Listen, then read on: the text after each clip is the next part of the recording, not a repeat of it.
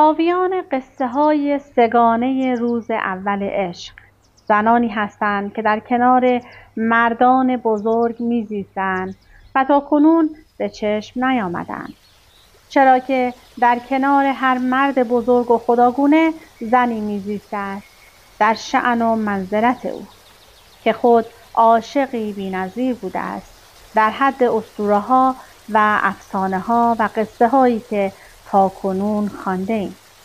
سگانه روز اول عشق: 1. آدم و حوا، اسطوره آفرینش.